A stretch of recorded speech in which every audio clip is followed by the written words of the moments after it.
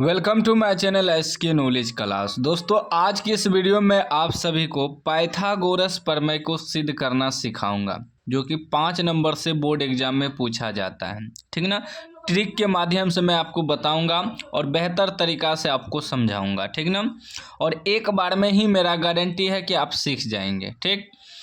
सवाल जो आपको देगा बोर्ड एग्जाम में इस प्रकार रहता है कि सिद्ध करे कि एक समकोण त्रिभुज में कर्ण का वर्ग अन्य दो भुजाओं के वर्गों के योगफल के बराबर होता है। इस प्रकार सवाल देता है या कभी कदाल देता है कि पाइथागोरस प्रमेय को सिद्ध करें। ठीक ना। लेकिन ज़्यादातर इसी प्रकार रहता है। 10th के मॉडल पेपर में भी इसी प्रकार है। ठीक ना। तो मैंने एक समकोण त्रिभुज बना लिया है ABC, जहाँ B 90 डिग्री लिया है। ठीक ना। इसमें क्या करना है, सबसे पहले आपको एक लंब डालना है इसमें। ठीक ना। जहाँ पर कोण 90 डिग्री बन रहा है इस पे लंब डालेंगे, तभी ना हम लोग प्रूव्ड करेंगे सवाल को। एक लंब डाल दिए डॉट डॉट में। ठीक ना। एक लंब डाल दिए और जैसे ही इस पे हम लंब डालें तो एक प्रकार का देखिए यहाँ भी एक समकोण बन गया, यहाँ भी 90 डिग्री का कोण बन गया। बना ना, देखिए यहाँ बना 90 डिग्री का कोण। यानी कि एक त्रिभुज हो गया बड़ा वाला ABC, बड़ा वाला त्रिभुज। एक त्रिभुज हो गया AB, इसका नाम D दे देते हैं, ABD। यह भी एक त्रिभुज बन गया, यहाँ समकोण बना। और एक त्रिभुज यह भी बन गया BDC। ठीक ना। तो 3 त्रिभुज इसमें बन गया, तभी प्रूव्ड होगा। ठीक ना। तो सबसे पहले हम लिखेंगे यहाँ दिया है। क्या लिखेंगे? दिया है। दिया है। हमें क्या दिया है? हमें दिया है कि त्रिभुज ABC, त्रिभुज ABC में, त्रिभुज ABC में क्या दिया है कि कोण B बराबर समकोण यानी कि 90 डिग्री। ठीक ना। कोण B बराबर 90 डिग्री ABC त्रिभुज है। ठीक। हमें सिद्ध क्या करना है, इसको समझिए। सिद्ध करना है, सिद्ध करना है। क्या सिद्ध करना है? तो हमें जो सिद्ध करना है, कह रहा है कि सिद्ध करे कि एक समकोण त्रिभुज के कर्ण का वर्ग, कर्ण इसमें क्या है? AC है। कर्ण का वर्ग, पहले बड़ा त्रिभुज देखिए, कर्ण का वर्ग, तो AC कर्ण है, तो कर्ण का वर्ग यानी कि AC का वर्ग अन्य दो भुजाओं के वर्गों के योगफल के बराबर होता है। अन्य दो भुजा जो है इसके वर्गों का योगफल, यानी कि अन्य दो भुजा का वर्ग AB हो गया, AB का स्क्वायर योगफल यानी कि प्लस BC का स्क्वायर, यह प्रूव्ड करना है। AC स्क्वायर बराबर AB square plus BC square हमें प्रूव्ड करना है, सिद्ध करना है। ठीक है ना। इतना तो हो गया। उसके बाद हमने इसमें क्या किया कि सिर्फ BD लंब डाले किस पर? AC भुजा पर। यहाँ लिखेंगे रचना। रचना जो हमने किया है उसी को लिखेंगे रचना। रचना में डालेंगे क्या कि BD लंब, लंब किस पर खींचे? AC पर। ठीक ना। BD लंब AC लिख देंगे। अब इसको हम लोग हल करेंगे। इतना तो पहले से दिया हुआ था, सिर्फ एगो काम हम इसमें किए कि BD लंब खींचे हैं AC पर। ठीक। उसके बाद लिखेंगे प्रमाण। प्रमाण। ठीक ना। यहाँ से हम लोग सवाल को सॉल्व करेंगे। ठीक ना। प्रमाण। चलिए, हम एक त्रिभुज इधर भी बना लिए हैं आपको बेहतर तरीका से समझाने के लिए। ठीक ना। एक त्रिभुज देखिए क्या क्या बना है इसमें त्रिभुज। पहले चलेंगे, एक त्रिभुज ADB, एक त्रिभुज बन रहा है ना, यहाँ समकोण बन रहा है 90 डिग्री का कोण, तो एक त्रिभुज ही हुआ ADB। लिखेंगे त्रिभुज ADB, और या O लिख सकते हैं O, त्रिभुज ABC, बड़ा वाला त्रिभुज। पहले छोटा वाला त्रिभुज लेंगे और बड़ा वाला त्रिभुज ABC में। ठीक, उसके बाद देखिए इसमें कोण हमें क्या दिया है, तो छोटा वाला त्रिभुज में ए डी बी में डी बराबर 90 डिग्री है, लिखेंगे त्रिभुज ए डी बी बराबर त्रिभुज ए बी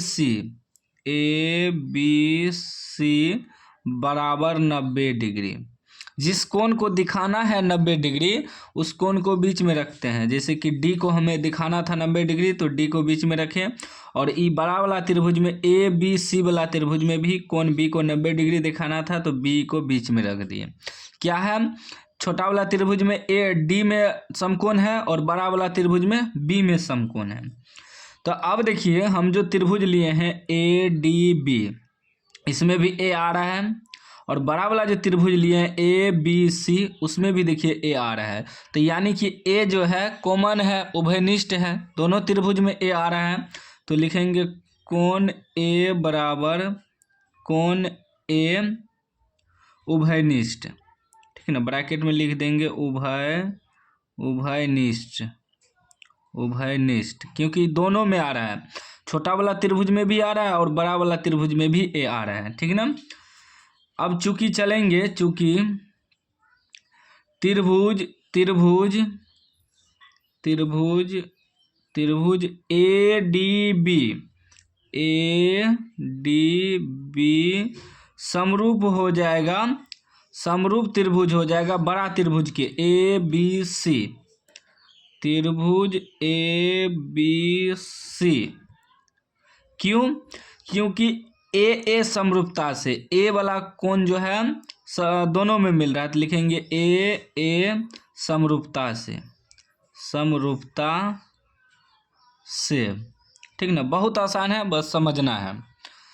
अब देखिए दोनों त्रिभुज का जो है भुजा समान अनुपात हो जाएगा, ठीक ना, समान अनुपाती। अगर ए डी बी का लंब जितना होगा उतना ही ए बी सी का लंब होगा, दोनों का भुजा समान अनुपात हो जाएगा, ठीक ना। चलिए आगे हल करते हैं। जैसे कि यहाँ समझिएगा, अब जो हल होगा यहाँ समझिएगा इस त्रिभुज पे। अब देखिए जैसे यहाँ 90 डिग्री का कोण बना, यहाँ भी 90 डिग्री का कोण बना, तो त्रिभुज ए डी बी इसको देखिए, तो त्रिभुज ए बी डी को अगर हम ऐसे इसको झाँप दें तो इसमें ई लंब बन रहा है, ये 90 डिग्री बना, ई लंब, ये आधार, ई कर्ण बन रहा है ना।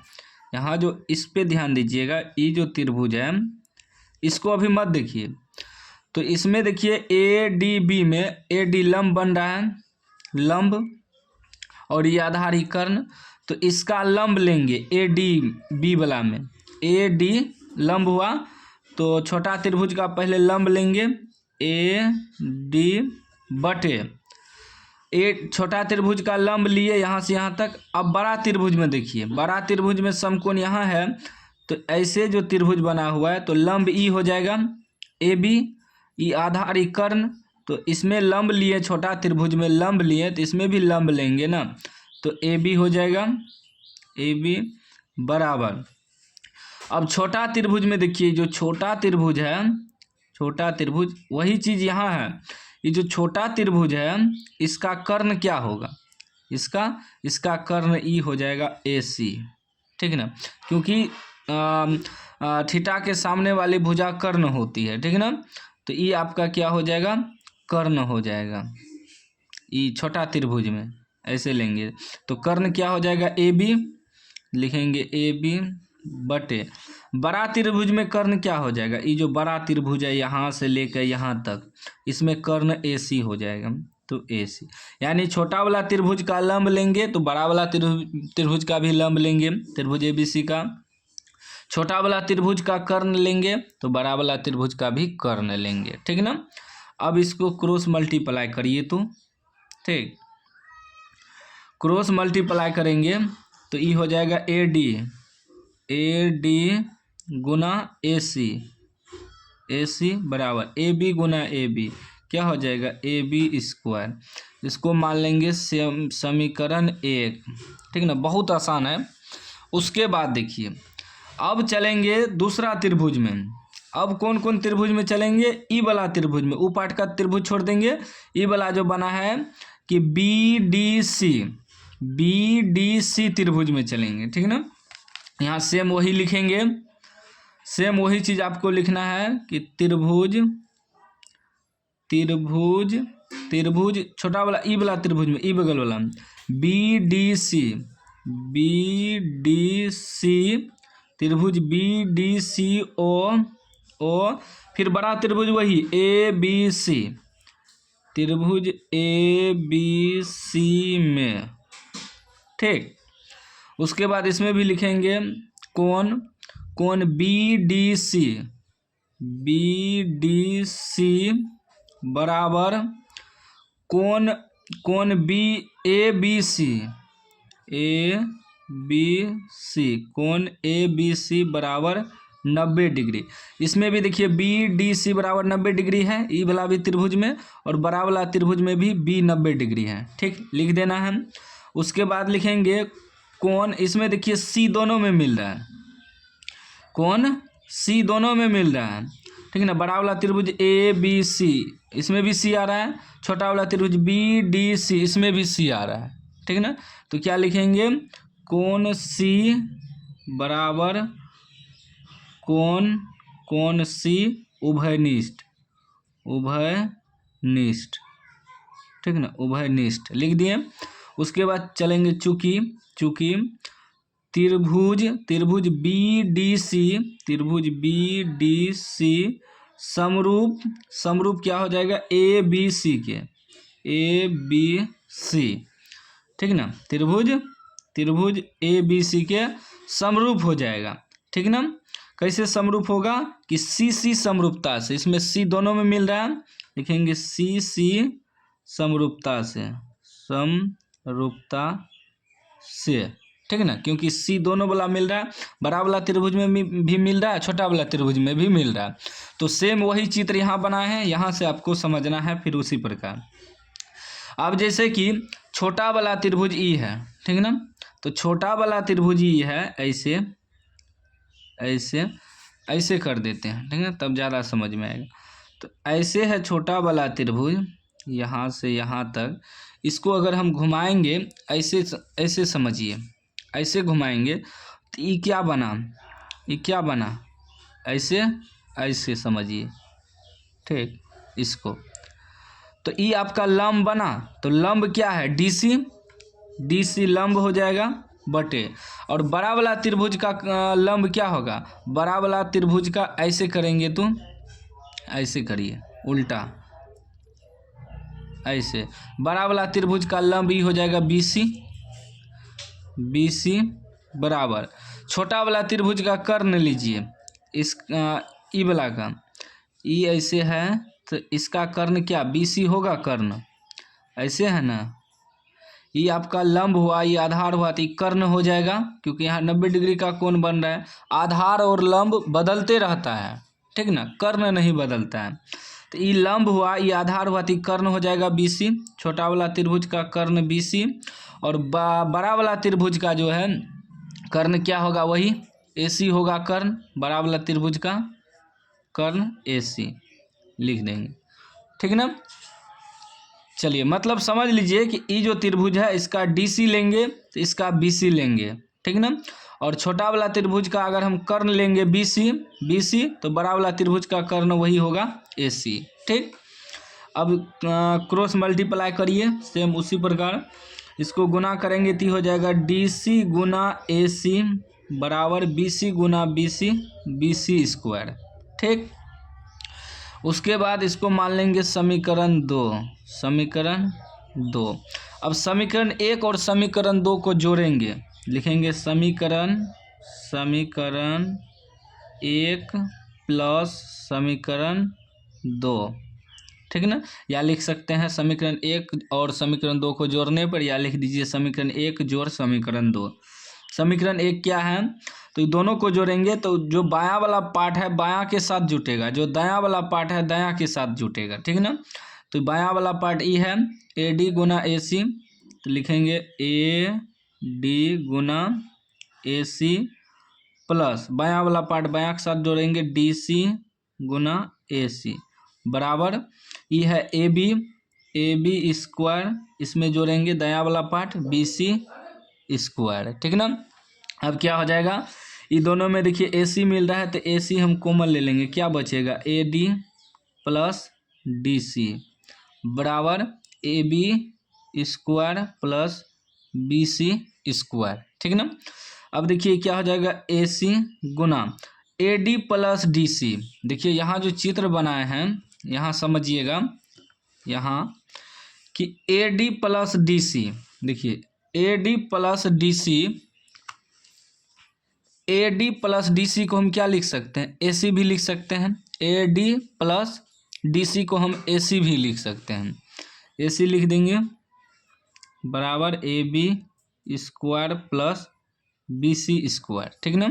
तो ए सी गुना ए सी क्या हो जाएगा, ए सी स्क्वायर बराबर A B square plus B C square.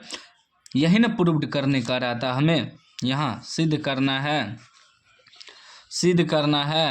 यहाँ सिद्ध करना है ए सी स्क्वायर बराबर A B square plus B C, यही हमें प्रूव्ड करना था। तो सिद्ध हो गया, लिख देंगे प्रूव्ड, ठीक है ना, प्रूव्ड PROVED प्रूव्ड हो गया। यहाँ वही कह रहा था कि हमें सिद्ध करें कि एक समकोण त्रिभुज का कर्ण का वर्ग बराबर अन्य दो भुजाओं के वर्गों के एक फल के बराबर होता है। यही प्रूव्ड करना था, हमने प्रूव्ड कर दिया। यह आपको देगा कि पाइथागोरस प्रमेय को सिद्ध करें, दोनों में से यही या तो यही पूछेगा या पाइथागोरस प्रमेय को सिद्ध करें। तो इसी प्रकार आपको बनाना है। मैंने आपको अच्छे तरीक़ा से बताया, एक बार में समझ में नहीं आया है तो वीडियो को फिर से देख लीजिए और समझ जाइएगा।